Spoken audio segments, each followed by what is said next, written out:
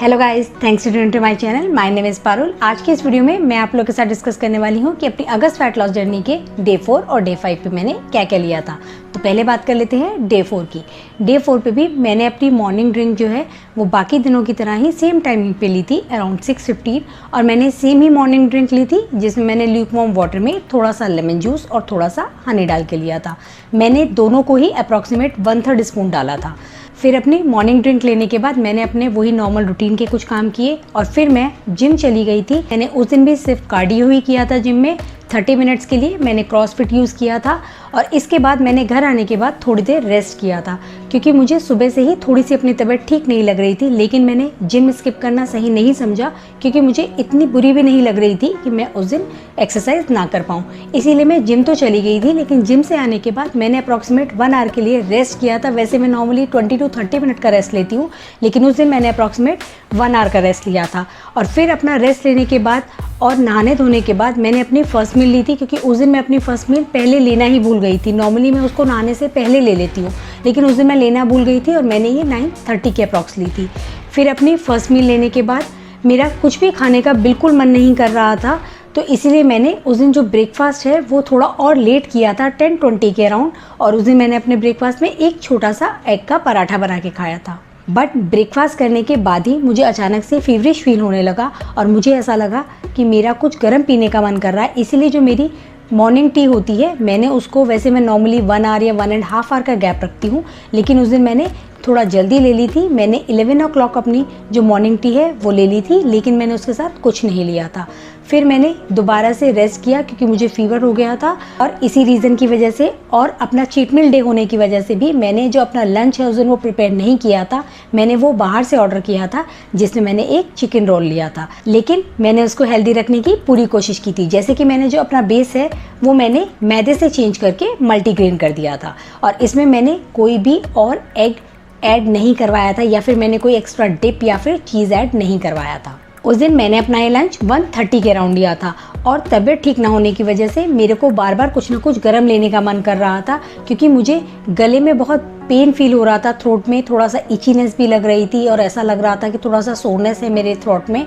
तो इसीलिए मेरा बार बार कुछ ना कुछ गर्म पीने का मन कर रहा था, लेकिन मैं बहुत ज़्यादा कैफीन नहीं ले सकती थी। तो इसीलिए मैंने अपने लंच के बाद 2 o'clock के अराउंड जिंजर टी ली थी जिसमें मैंने कुछ भी और ऐड नहीं किया था। मैंने सिंपल थोड़ी सी जिंजर को ग्रेट करके 2 मिनट के लिए उसको लो फ्लेम पे सिमर होने दिया और फिर उसको स्ट्रेन करके ऐसे ही ले लिया था। फिर मैंने इवनिंग स्नैक में भी फिर से ही टी ली थी, लेकिन मैंने 5 o'clock के अराउंड ग्रीन टी ली थी और मैंने उसके साथ कुछ और नहीं लिया था क्योंकि मेरे को बिल्कुल भूख नहीं लग रही थी। लेकिन उसके बाद मेरा फीवर उतरने की वजह से मैंने अपना डिनर जो है वो प्रॉपर कर लिया था। मैंने 1 कटोरी दाल के साथ 2 रोटी ली थी अपने डिनर में और मैंने अपना डिनर भी थोड़ा टाइम से ही कर लिया था, 7:30 के अराउंड। और फिर उसके बाद मैंने अपनी बेड टाइम ड्रिंक ली थी जिसमें मैंने कैमोमाइल टी ली थी। और अगर मैं बात करूँ अपनी कैलोरी बर्न की, तो जिम में और घर में नॉर्मल काम करने में जो फुल डे में जो मैंने कैलोरी बर्न करी थी वो थी 362। नाउ डे 5 क्योंकि संडे था और मुझे फीवर भी था, इसीलिए मैं उस दिन काफ़ी लेट उठी थी। मैं 8 o'clock के अराउंड उठी थी, इसीलिए मैंने जो अपनी फर्स्ट मॉर्निंग ड्रिंक है वो मैंने 8:30 के अराउंड ली थी, लेकिन मैंने सेम ही ली थी। मैंने ल्यूकवार्म वाटर में थोड़ा सा लेमन और थोड़ा सा हनी डाल के लिया था। एक्चुअली में जब आपको थ्रोट इन्फेक्शन हो रहा हो तो आपको अपना विटामिन सी का कंजम्पशन थोड़ा बढ़ा देना चाहिए। आपको ये नहीं सोचना चाहिए कि आपको लेमन नहीं लेना। हाँ, आपको उस तरीके से लेमन या फिर चाट मसाले या फिर कोई और खट्टी चीज़ नहीं लेनी चाहिए, लेकिन मैंने उसको क्योंकि ल्यूकवार्म वाटर में लिया था तो वो आपको इस तरीके से नुकसान नहीं करती है। और हनी आपके गले में वैसे भी थोड़ा सा सूदनेस देता है, तो वो आपको वैसे भी ऐसी चीज़ में अच्छा लगता है। फिर इसके बाद मैंने अपनी फर्स्ट मील 9:30 के अराउंड ली थी जिसमें मैंने सेम लिए थे 5 सोक्ड आलमंड्स और 5 to 6 सोक्ड ब्लैक रेजन्स ली थी क्योंकि मेरे को फीवर हो रहा था और सुबह मुझे बिल्कुल भी अच्छा नहीं लग रहा था। तो उस दिन मैंने अपना ब्रेकफास्ट काफ़ी लेट किया था और मैं कुछ ज़्यादा प्रिपेयर नहीं कर पाई थी। तो जो मुझे सबसे ज़्यादा इजी और क्विक लगा बनाने के लिए मैंने वही प्रिपेयर किया था, जो कि थे आलू के टोस्ट। मैंने सिंपल जो बॉइल्ड आलू होते हैं उनको नॉर्मल जो थोड़े से मसाले होते हैं जैसे कि नमक, मिर्च, धनिया पाउडर, ये सब डाल के अपनी ब्रेड में फिल कर दिया था और मैंने उसके टोस्ट बना लिए थे।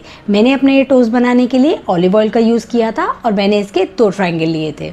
डे 5 पे जो मेरी मॉर्निंग टी है वो मैंने अपने ब्रेकफास्ट से पहले ले ली थी 10 o'clock के अराउंड, इसीलिए मैंने जो ब्रेकफास्ट के बाद है वो 12:30 के अराउंड मैंने फिर से जिंजर टी ली थी।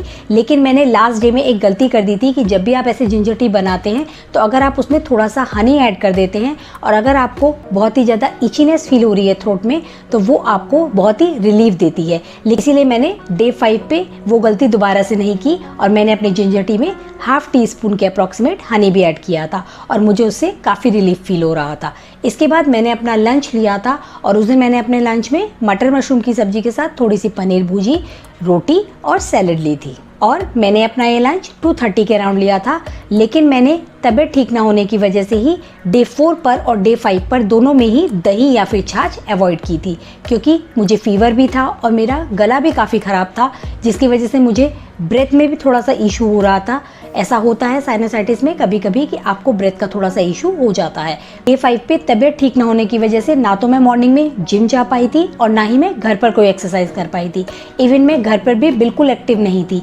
मैं सिर्फ नॉर्मली अपना जितना कम से कम हो सकता है उतना मूवमेंट कर रही थी, क्योंकि मेरे को फीवर होने के साथ साथ बॉडी एक भी फील हो रहा था और मेरे को ब्रीथिंग इशू भी हो रहे थे और मैं फुल डे बिल्कुल भी एक्टिव नहीं थी। मैं सिर्फ रेस्ट कर रही थी। इसीलिए मैंने अपनी जो स्मार्ट वॉच है वो भी नहीं पहनी थी, क्योंकि मुझे काउंट करनी ही नहीं थी अपनी कैलोरीज। तो इसके बाद मैंने अपनी इवनिंग ड्रिंक ली थी। वो मैंने 5 o'clock के अराउंड ली थी और मेरी इवनिंग ड्रिंक पे मैंने फिर से ग्रीन टी ली थी।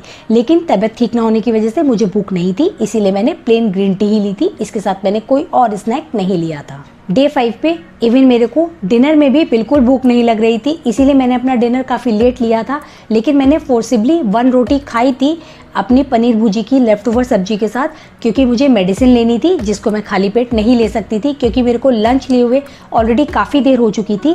इसीलिए मैंने वो डिनर थोड़ा सा किया था ताकि मैं अपनी मेडिसिन ले सकूं। फिर 8:30 अपना डिनर करने के बाद 9:30 के बाद फिर से मैंने अपनी बेड टाइम ड्रिंक ले ली थी।